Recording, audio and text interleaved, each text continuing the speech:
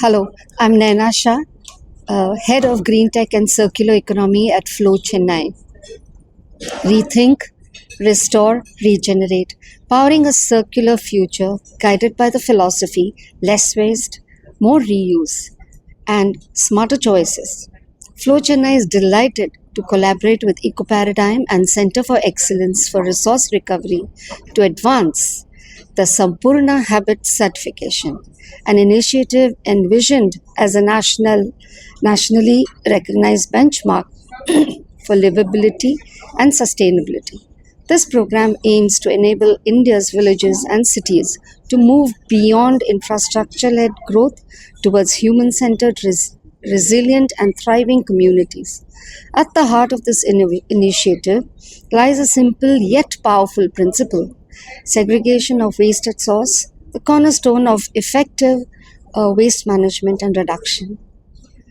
Through targeted student led activities, we seek to foster awareness and inspire a lasting mindset shift within communities.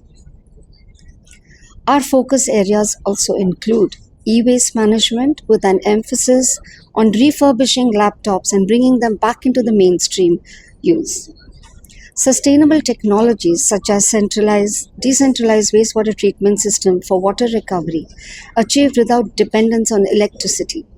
Advocacy with the government and industry for energy efficient solutions including e-smart street lightings offering about 80% energy saving and efficient lighting system delivering up to 60% reduction in power consumption. Additionally, we have planned an experiential visit to a certified green building, enabling participants to witness sustainability in action. Through this multi pronged approach, Flow Chennai is committed to driving awareness, enabling action, and shaping a circular, sustainable future for all. Thank you. Good morning. I'm Jyoti Agarwal, founder of the Legacy Project. It was a small spark in my mind, and our very first believer, our very own princess Vidya Singh Gajapati Raju joined, and it all seemed real. Dipali Goyal stepped in, trusting the madness without asking any question. And just like that, we were a dream team of three, and the madness began. What started off as a little spark looks like a fireworks full of fireworks in the sky.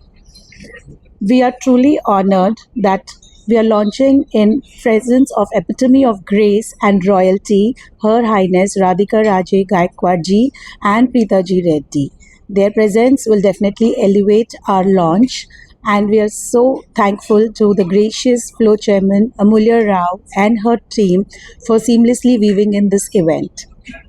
To my Nanima, my dear friends and family, thank you for all your love and support. Gratitude is all I feel, and heart is full. Hopefully, TLP pockets will be too. The Legacy Project is a curated platform dedicated to celebrating heritage, craftsmanship, and timeless cultural initiatives. It brings together legacy brands, royal lineages, master artisans, and creates immersive experiences that honor tradition while engaging the contemporary sensibilities. At its core, Legacy Project is all about storytelling, uncovering the history, making the aspirational royal families real, and give us experiences of a lifetime. We'll also celebrate things that have always been only a dream. The idea is to make it come true. We are trying to also document and make cultural archives so that the legacies continue. Thank you for all your support.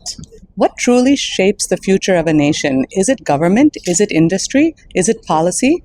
I believe it lies in the hearts of the over 700 million women in India. Because when women come together with a purpose, they don't just build networks, they shape the future. Hello, my name is Dr. Amulya Rao, and I am the chairperson for FICCI Flow Chennai. FICCI Flow is a nationwide organization with over 22 chapters pan-India and 16,000 members, out of which 1,400 are the vibrant members of our chapter in Chennai.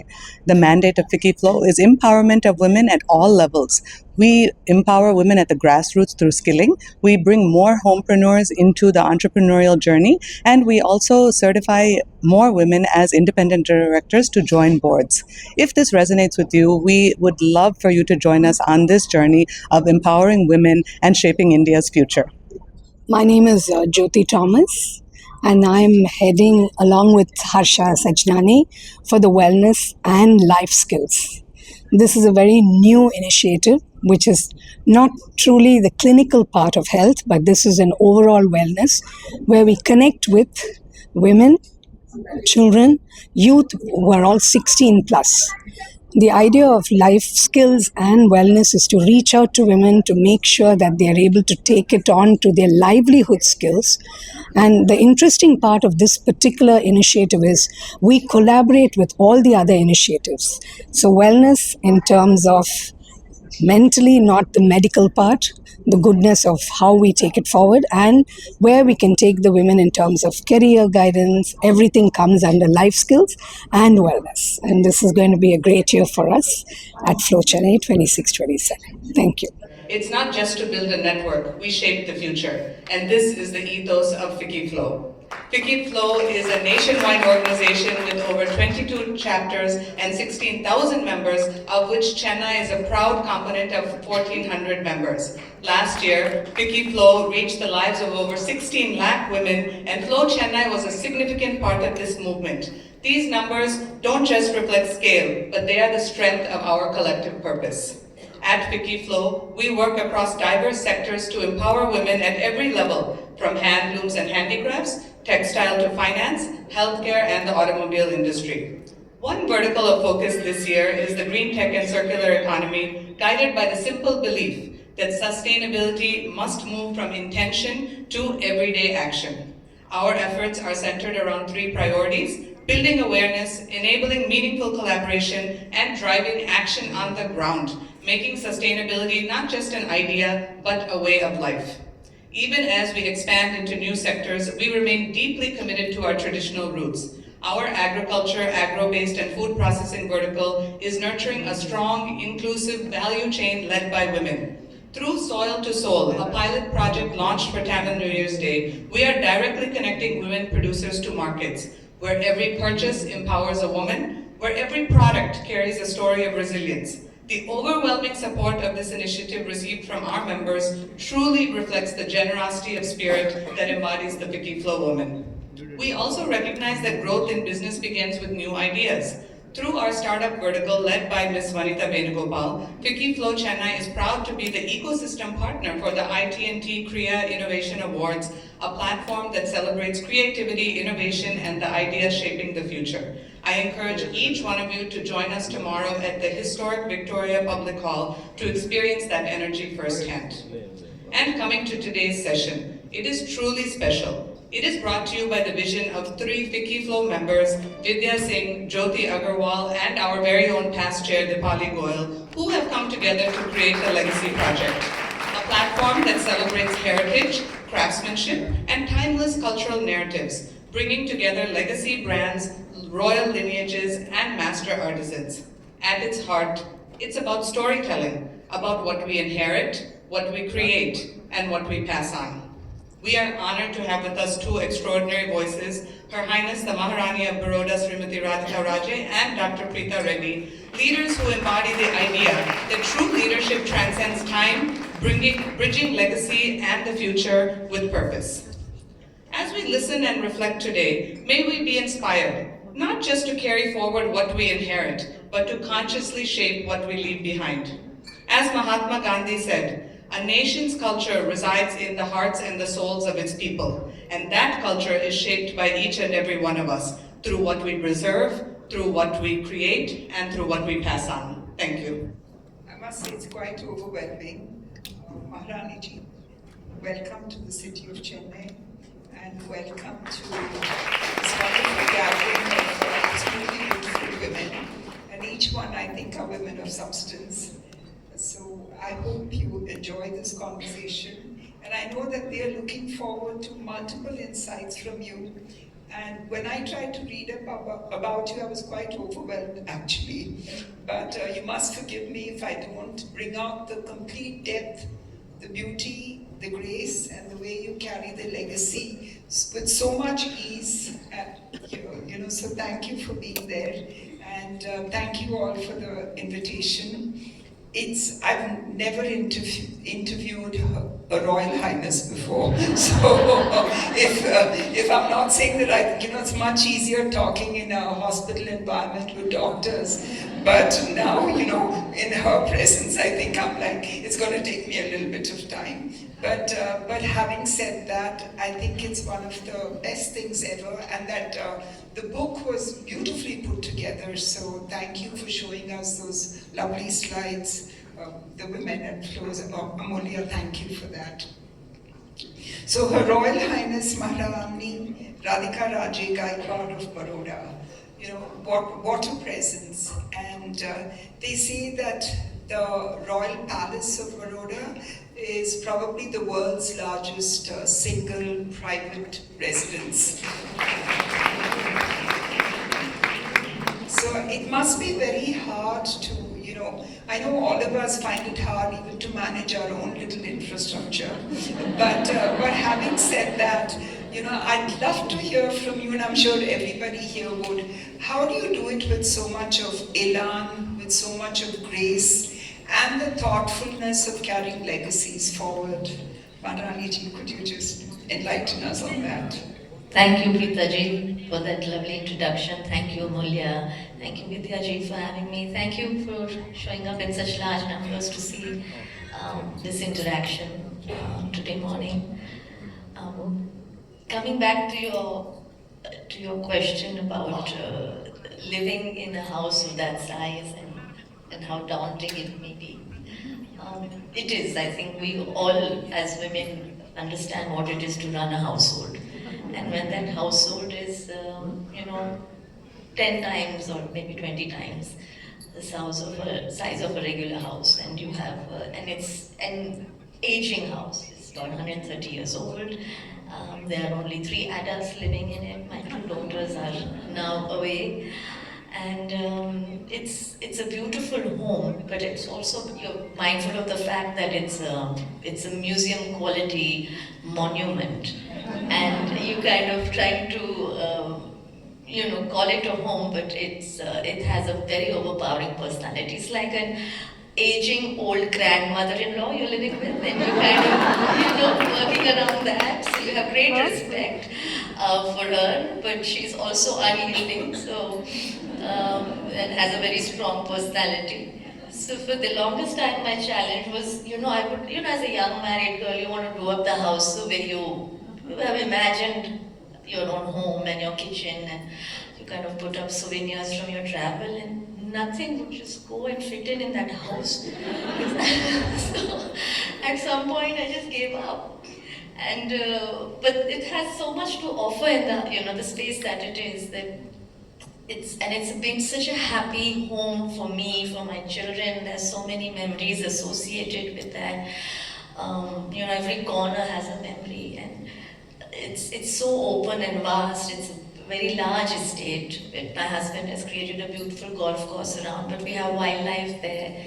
We used to have jackals, we have porcupines, we have tortoises, we have birds, we have hornbills to ibis to owls and deer sometimes, and it's to be living in that environment is very beautiful, where nature and heritage are so beautifully coexist.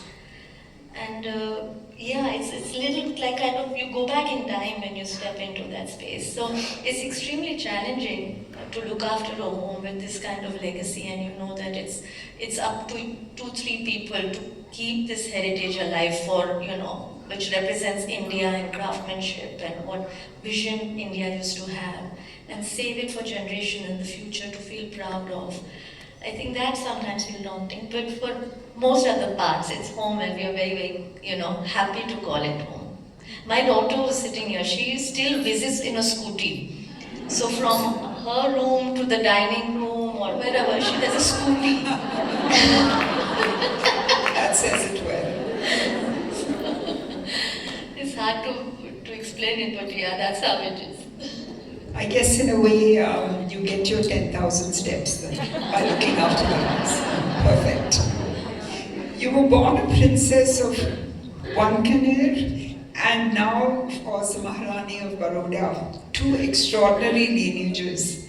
What does it truly mean to you to be a royal in today's India? Is it a title? Is it a calling? Or above all, is it a responsibility to carry a living legacy forward?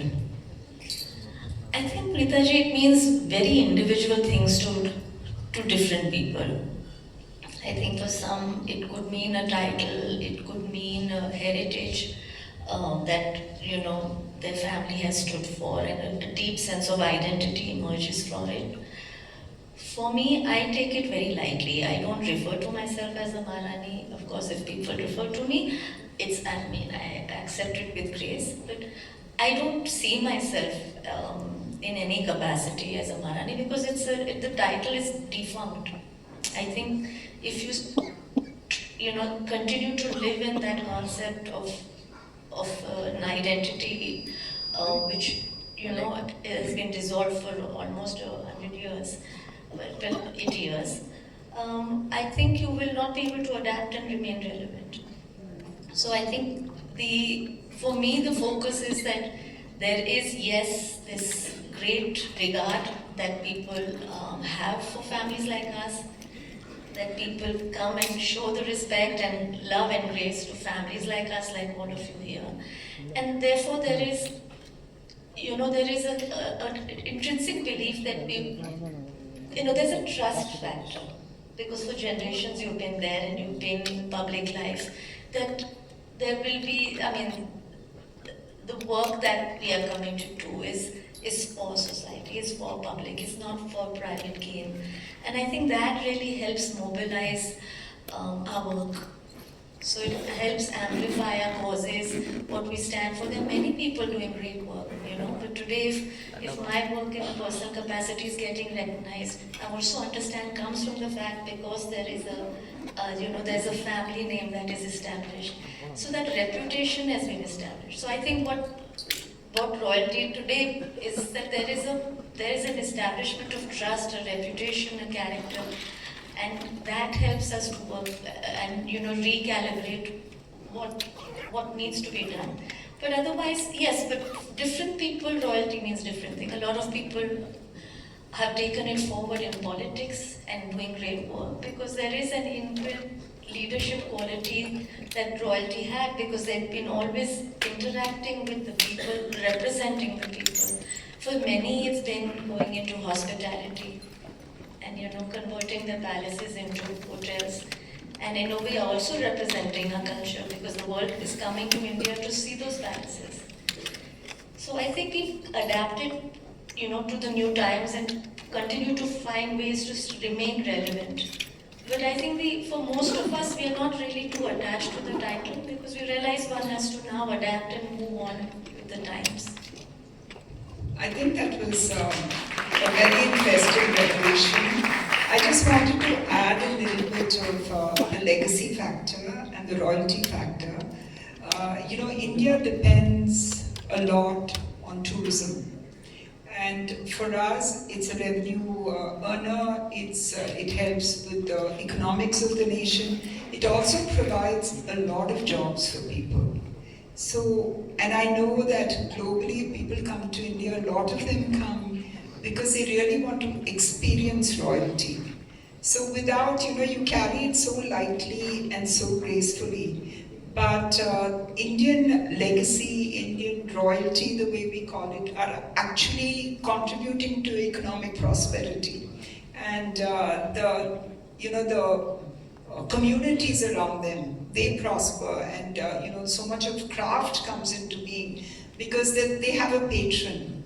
And they laugh at me sometimes in my family because I love textiles and weaving, but I don't know much about it. But I know that you have done a lot in the area of textiles, including the fact that while you have the most beautiful collection of Ravi Varmas, because we read and we see pictures, but you've taken it another level and asked designers to replicate the pictures into weaving. So you've created a new line of art, which again is a legacy, which is going to be left for generations.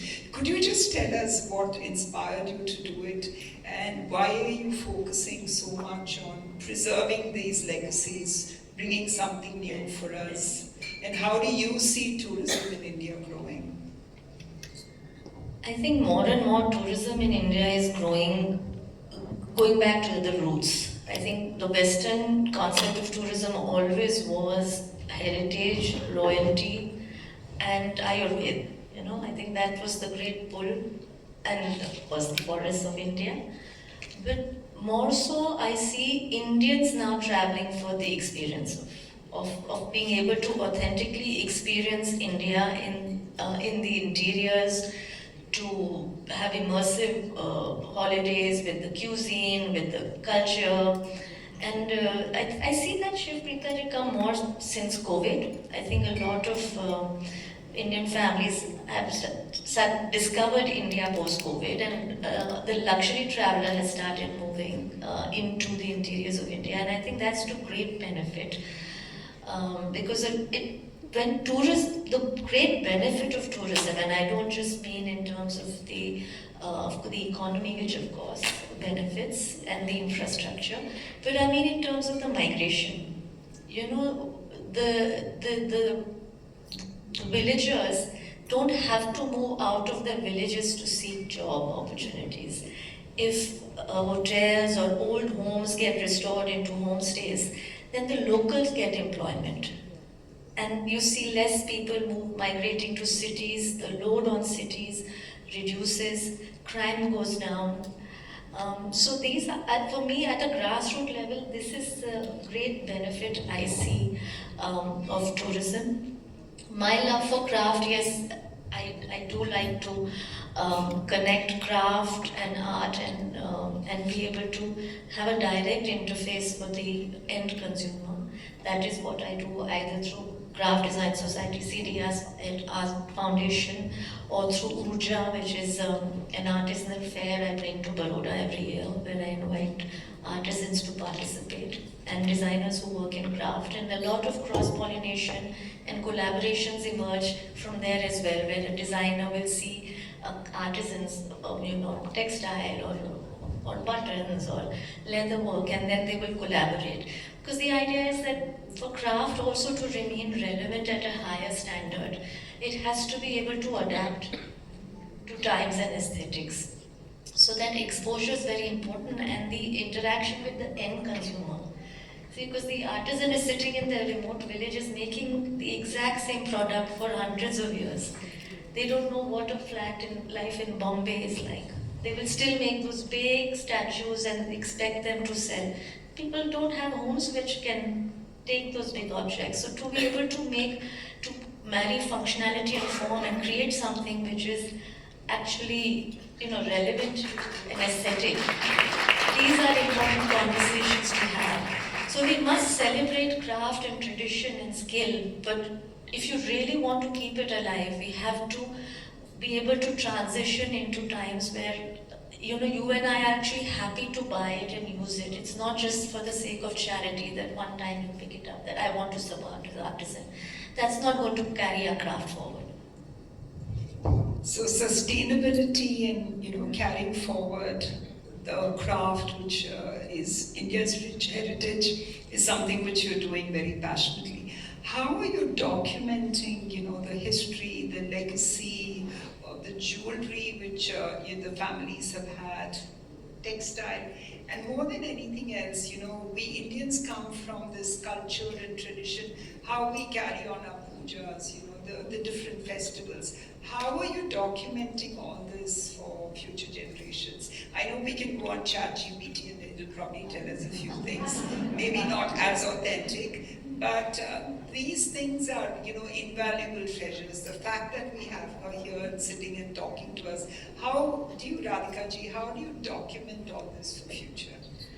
So it's been almost 10 years since I started documenting. So whether it's been 40,000 photographs or the ceiling of the palace, the carpets, the light fixtures.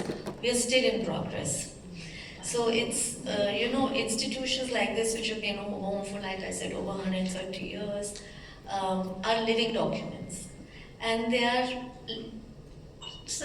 they are these shrinking repositories. All our homes used to have traditions being followed, festivals and rituals, large homes which we would meet and, congregate and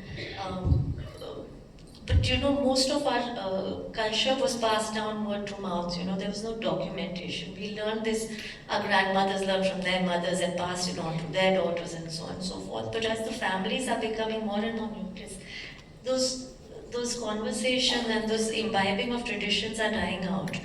So homes, old homes like us, which are still have conscientiously continued following those traditions, because we realize the need that if you break it, one generation also doesn't follow, that trail is gone forever. So a lot of those traditions have been continued in families like us. And therefore it is important to document, because when a home which has been a home for 130 years, we still have the pujas in the same way, our devghar is the same, our rituals are the same.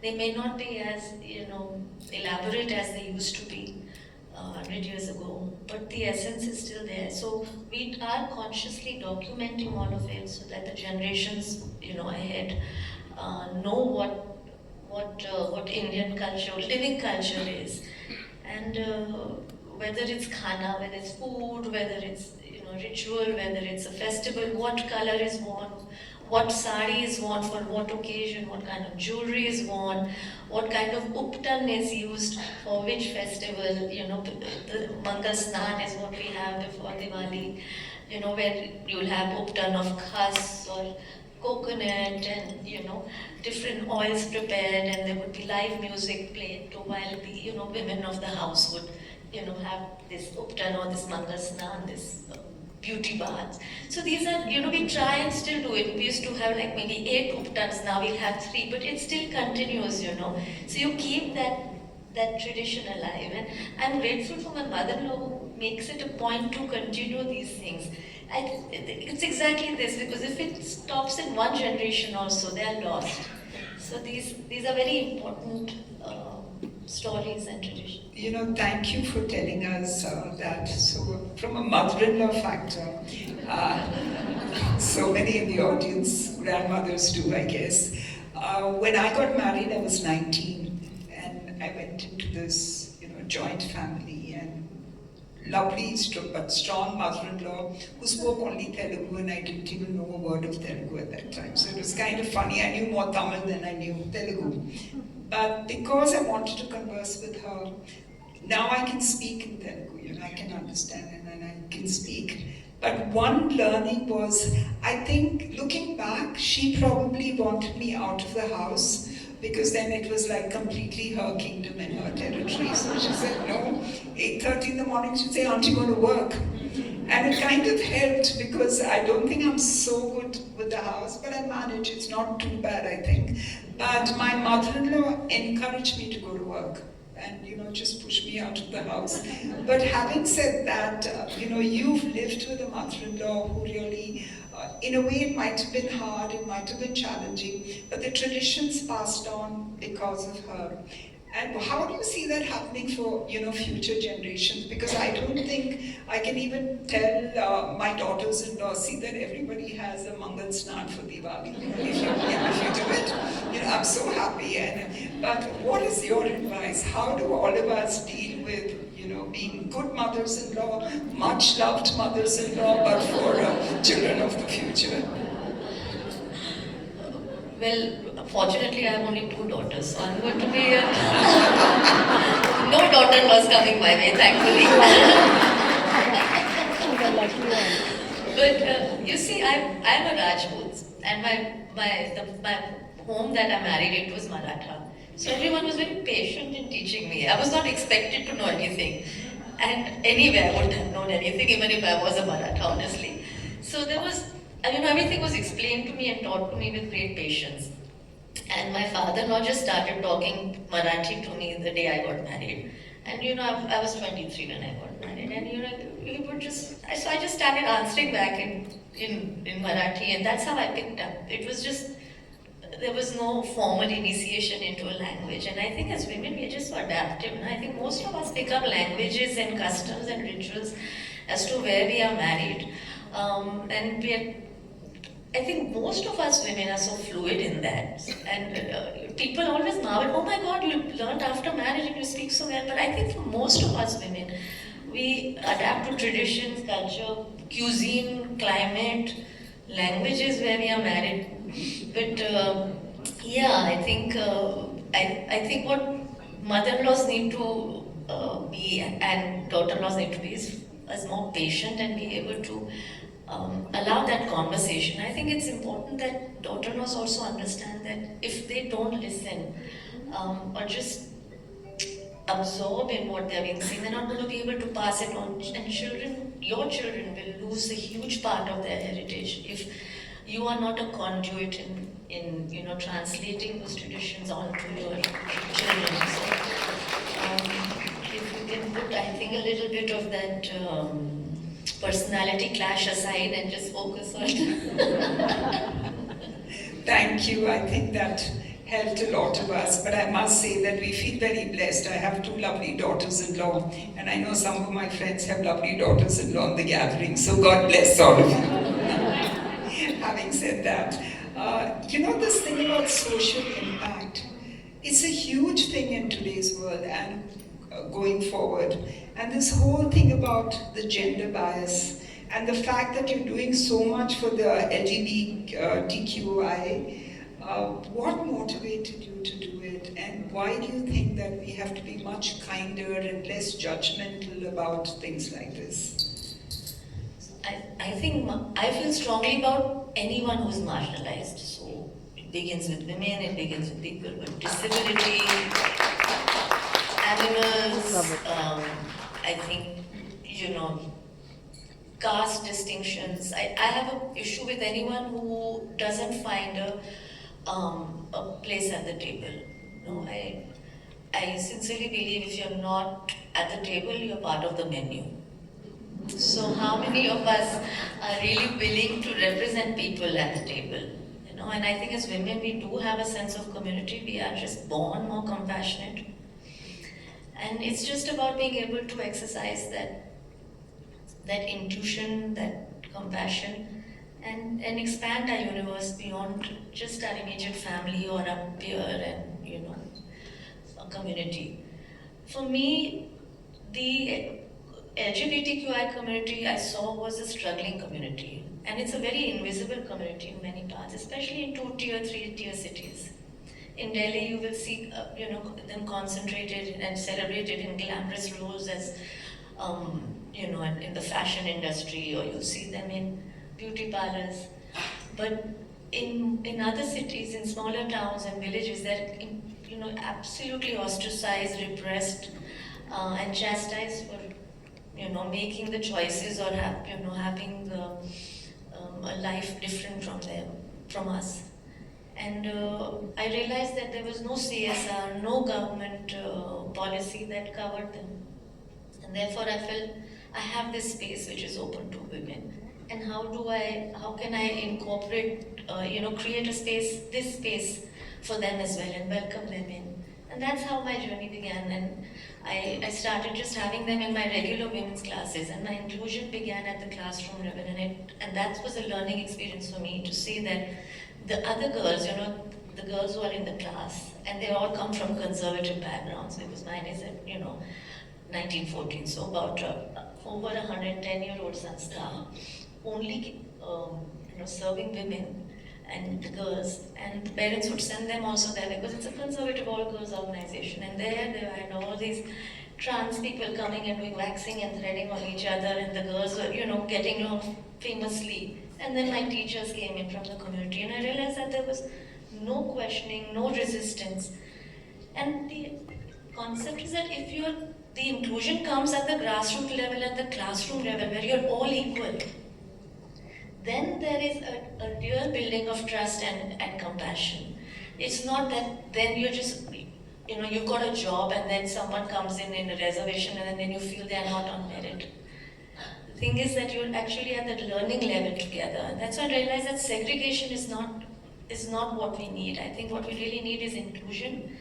And I've seen them blossom, they've got their own jobs, many of them are employed within the organization.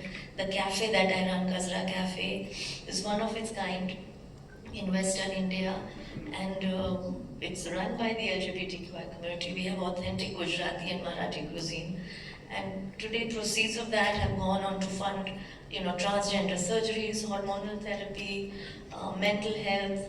I have an app for women and LGBTQI community, giving legal aid, mental health assistance, medical aid. So it's really creating an ecosystem which supports women and the LGBTQI community. And most of the problems that ail women are common for the LGBTQI community. So it's just about creating spaces and creating that elbow room for people who are not being represented. And I think all of us in our level are capable of doing it. I think that's really deserves a hand.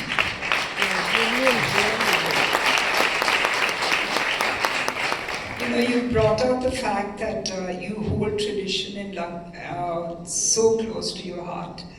You carry the values and now you give back to society with a social impact. That's pretty amazing. You also have been named among India's top 50 women in Indian luxury by Lux Book, which I think is a completely, another side of you. So I'm sure everyone is curious that when you finally escape on a holiday, if you do at all, what would you choose to wear? And does the Maharani ever go off duty? Absolutely. You will see me in chappals and you'll see me in some cotton kurta. And my daughters are very embarrassed about how I dress. Like I'm sure a lot of your kids are. But it's comfort above style always for me, and I like to wear handloom. I'm very, very Indian. So wherever I am, I'm not a label person. I feel I must represent my culture, and you will always see me with some choda. I think that is the person I am, and I just truly believe that my identity, before anything else, is that of an Indian, and I must represent that. Thank you. When I travel and I have to speak at some of these forums, I always wear an Indian sari. Preferably either handloom or made in India, embroidered in India. And sometimes I've been asked, saying, why don't you just wear a suit? The thing is, the effort of wearing a sari, and especially if it's a handloom, there are a lot of weavers, whether it's Benares or Kanchipuram or somewhere in Karnataka, they're all actually struggling. And they don't make enough money, there's not enough support for them. In fact, when I was in Benares, and I loved spending time with them, they were smoking beedis because they wanted to stave off the hunger and they didn't have enough to eat. And whatever they earned was to maintain the families. So I tell the young, and I'm glad a lot of the younger generations actually wearing saris now. And there's so much of focus on handlooms and made in India. And this really captures the intrinsic culture of India. And we're trying to promote this for people so that we don't lose it. And I was so happy when I heard you say that, I am Indian and I wear saris, because then you're pretty iconic in your own way. So when you do things like that, there will be others who follow this tradition, and God bless you for that. Honestly, I had to say this. Yes, I'll just add to that. It's a very Western concept of wearing labels. India has never had a concept of label, because every sari, like what Raj is wearing or what I am wearing, or you, there was a composition of design and skill and craftsmanship in that one garment. There was no definition of, this is styled by someone, or this is, of a particular label. Like, that's why when you see whether it's temples, they're Chalukya, they're Pallava, it doesn't have a name. Unlike, or an artist, you create creations of Ajanta, Ellora, there's no artist name.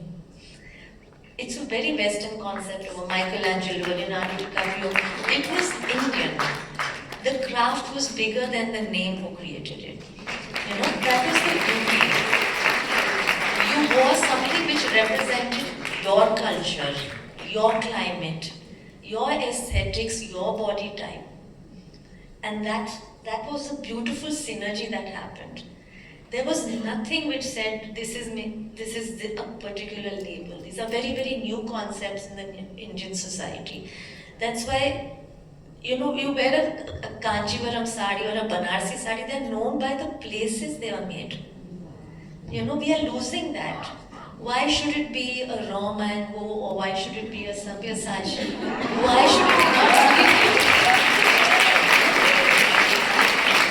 I have great respect for all the designers that do great work. They're keeping the craft alive at the most, highest level.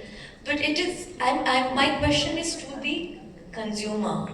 Why are we not being able to discern who we are, what best represents my culture? Why am I a Manish Malhotra bride? Why am I not a Maharashtrian bride? Why am I not?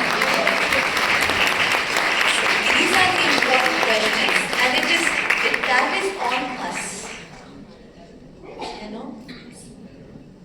So beautifully answered. Thank you.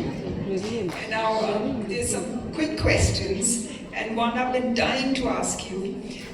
Would you want to be the Queen of Hearts or a responsible royal? What would you choose? I think if you're a responsible royal now, you will be Queen of Hearts. You got me there.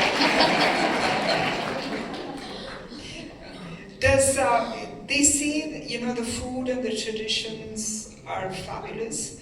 Does the Maharani just go into the kitchen and dirty her hands, or is it like just the cooks have to do it? It's fine because I can't cook myself. I like to tell people to cook. Yeah, so for about 2-3 months, I didn't know where the kitchen was in the house after I got married. And I really took my time to find out. I just didn't ask the question only. So I honestly still don't know how to cook, but I'm very good at instructing and giving menus. So that is something I have honed my skill at. My mother-in-law's better at cooking, though she's also, luckily for me, not someone who's in the kitchen a lot, so luckily I didn't have that pressure. But yeah, between the two of us, we manage. And I don't think anyone's complaining, so that's fine. So they say that you've actually taken the polar dip in the Antarctica. Did that take a lot of courage? Because I'm frightened of the thought. And what did you wear? You won't believe it. I actually wore like a full thermal underwear. Like everyone was jumping in the bikinis. I was like astonished. Firstly, I don't own a bikini or a bikini body, so there was no question I was going to do that. So I just wore my thermal full long johns and my full sleeve. And then I went in and there were just a very few of us and I jumped in with great bravado and they tied a harness around me and I took this leap and jumped in.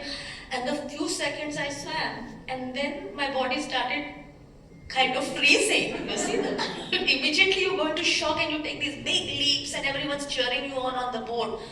And then my bones started buckling. And I didn't know how I was going to swim back. But I did and I kept my straight face. And then I walked up and everyone clapped and it was all very, very grand. And they gave me a nice shot of brandy. And then I had no idea what I was wet. Because you kind of, when you come out of that glacial water, it's like warm. And you had a shot of brandy and then you can just feel like you must wave and let everyone know. So there I was tripping in my full long johns. And my father's like, Ashram, can you just get into a shower or something? I was like, I'll take my time. Let me just greet everyone. Radhika ji, you're fantastic. So when I was asked to interview you and talk to you, there's always, all of us grew up reading Georgette Hare and this beautiful princess and and then there's this beautiful prince, and he's the Maharaja, and both of you in the palace. So the visual picture is pretty amazing, and you look so beautiful. So everything is there.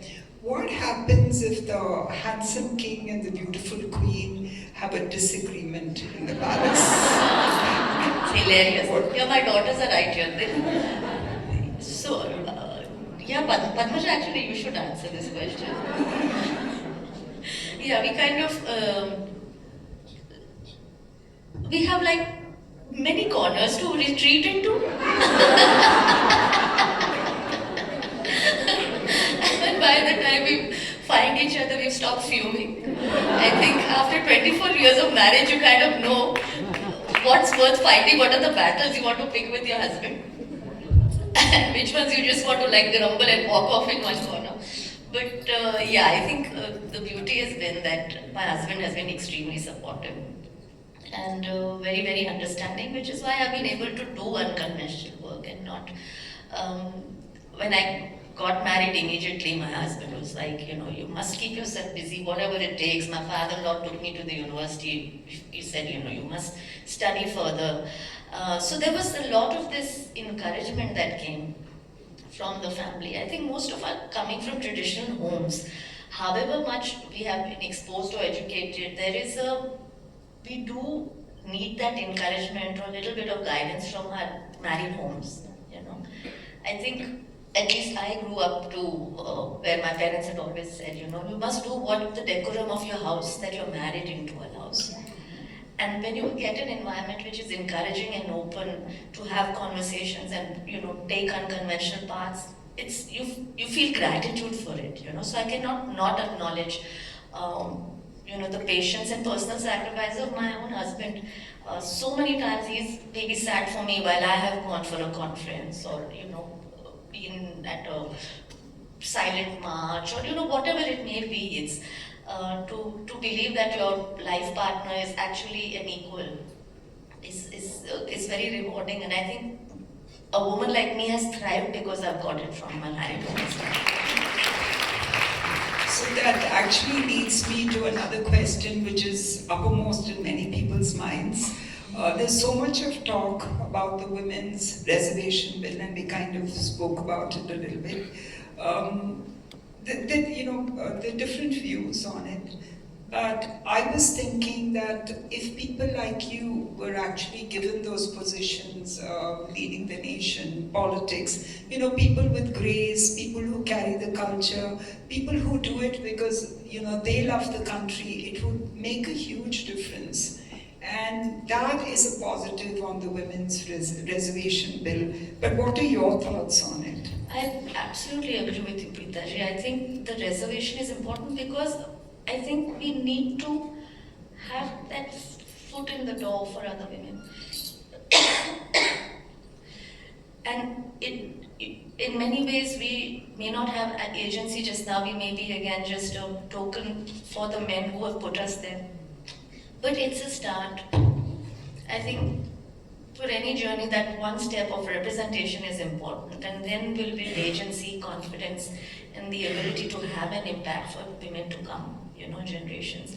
It's very, very small steps, but it's important. You know, you put one woman in a position in the driving seat, and you see the whole family is mobilized.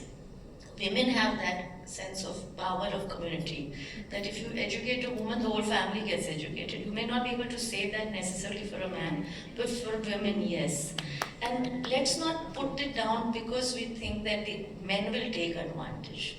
I think we need to step into these spaces, you know, showing confidence in the women. And I mean, you will have a few cases, and many cases, where women are being played by the men. But if we don't give an opportunity, what are we really trying? What is the impact we are making? So I think it's important to do that. Having said that, nobody in politics wants a woman like me. So every election they will say, "Aapka naam aa raha hai, madam, aap to taiyar rahiye, and we are going to approach you. And you keep your papers ready, you have to, nahi, hum to na sunenge, aapko to karna hi hai." All this conversation happens. I know very well I am not interested in politics, and surely enough, nobody comes. Because nobody wants a woman who speaks her mind. Nobody wants a woman who's not going to let people be corrupt. And they know if people like, say, you and me come into politics, we will be voted again and again because we will work. And nobody in a deeply entrenched, patriarchal, misogynistic, corrupt political system will want that change. I know it's controversial, but we need to hear that.